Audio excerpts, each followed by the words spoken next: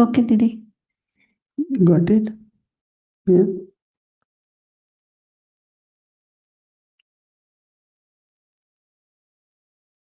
संकल्प रचना है और मैं रचता हूं। तो जो हम चाहते हैं, जो कुछ रचता के पास भावना कहो, लक्ष्य कहो, उद्देश्य है, वैसे संकल्प करने से वैसी रचना होती है। आज मैं सोच रही थी कि दो बातों का अगर हम ध्यान रखें, अपनी जितनी भी रूहानी यात्रा है, रूहानी जीवन है, रूहानी संबंध है, सेवा है, सब पर हम पूरी तरह से श्रीमत का पालन करें। कदम कदम पर कदम संकल्प भी है। हमारा सोच, हमारा बोलना, हमारा कर्म श्रीमत के आधार पर हो। तो श्रीमत के आधार पर चलने से कोई भी विघ्न, कोई भी कमजोरी, कर्मों का हिसाब किताब, उसका प्रभाव नहीं पड़ेगा। ब्रह्मा बाबा दादी हमारे सामने एक उदाहरण है। बाबा जब अव्यक्त हुए तो दादियों ने एक नियम सा बना लिया था। कोई भी परिस्थिति आती थी, बाबा होता तो क्या करता, बाबा होता तो क्या करता, उसी के आधार पर वो निर्णय भी लेते थे, कर्म भी करते थे। दूसरा, बाबा ने सारे परिवार ने मिल करके ये संस्था बनी। सुचारू रूप से संस्था चले, उसके लिए जो भी नियम, गाइडलाइंस, जो कुछ बनता है, उसको अगर हम फॉलो करते रहें तो न केवल स्टेबिलिटी होगी पर एक्सपेंशन भी होगी। क्योंकि अगर फाउंडेशन मजबूत है तो आप कितनी भी इमारत बना सकते हो। अगर फाउंडेशन स्ट्रांग नहीं है तो हिलेगी, बिल्डिंग हिलेगी तो और भी नहीं बढ़ा सकेंगे। नहीं तो सारे विश्व में जो भी सेवा केंद्र है या बाबा के निमित्त इंस्ट्रूमेंट्स हैं, अगर हम सब ये दो बातें ध्यान में रखें तो हर जगह हमको उन्नति ही उन्नति, अपने व्यक्तिगत जीवन में, जिनकी हम मार्गदर्शन कर रहे हैं उनके जीवन में, और उसके साथ साथ फिर जो सेवा के हम निमित्त हैं,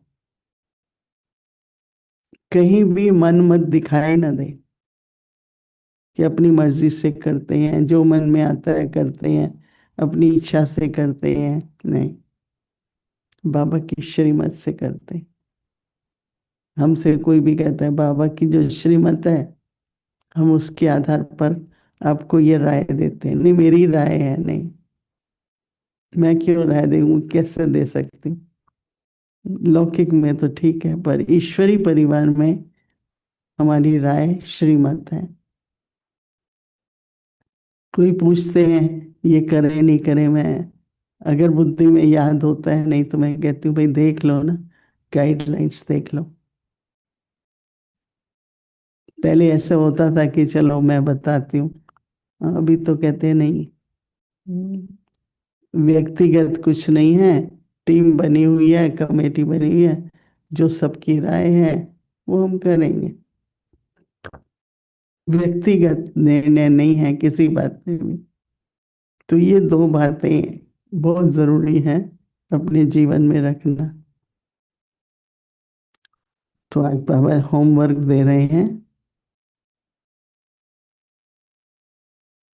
मैं मास्टर, मैं आत्मा मास्टर सर्वशक्तिवान हूं। तो समर्थ आत्मा हूं। एक व्यर्थ होता है, एक कमजोर होता है, नहीं। व्यर्थ, अनर्थ और समर्थ, नहीं। व्यर्थ भी होता है, अनर्थ भी हो जाता है और समर्थ भी है। तो कोई भी समर्थ संकल्प, कोई भी समर्थ संकल्प आत्मिक शक्ति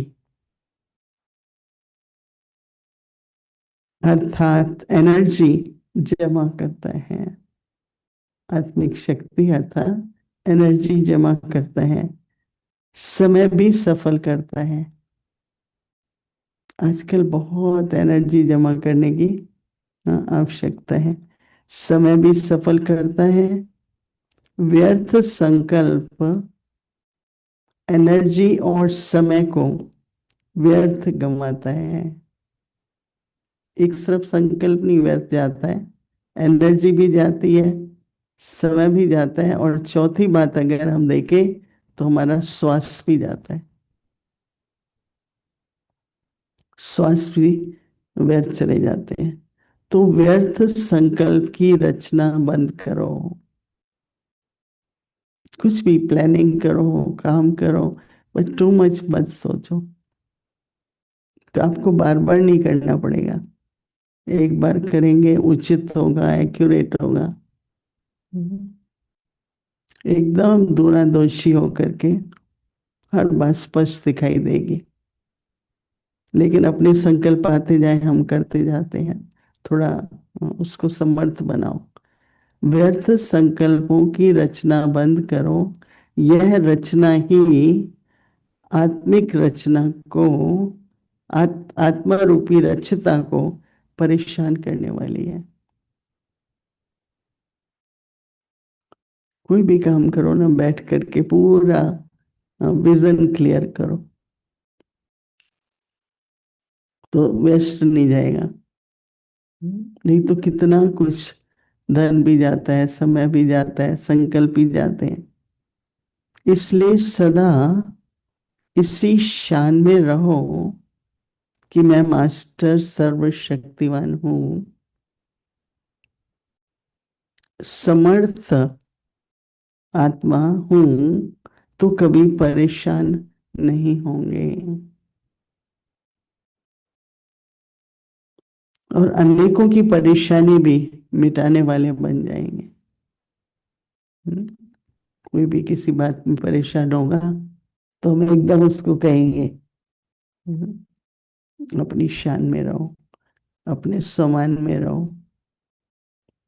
कोई भी बात नहीं, किसी से परेशान, ये ऐसे है, ऐसा है, बोलते हैं मुझे, क्योंकि हम अपने सम्मान में नहीं है ना।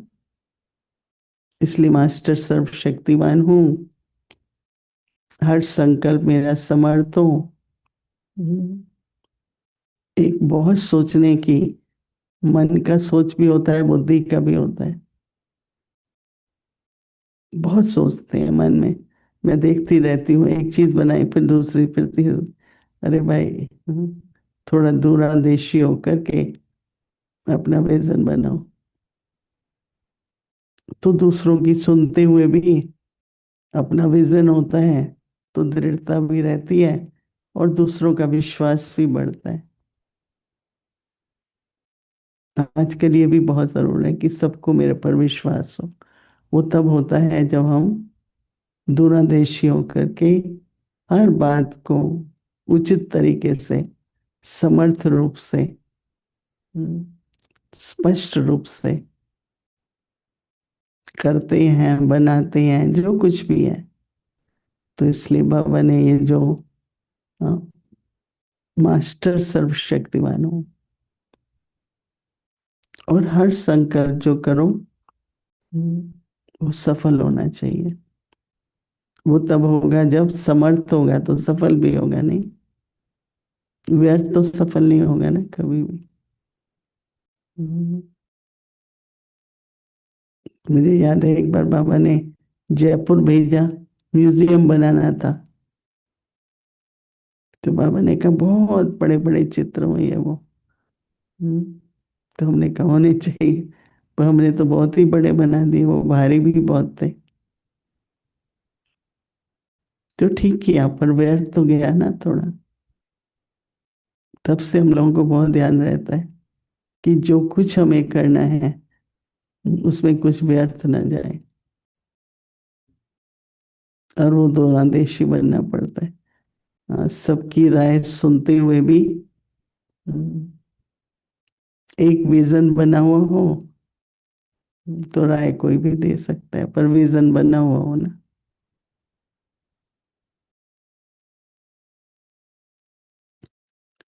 ठीक है, तो समर्थ संकल्प तो रचता परेशान नहीं होगा।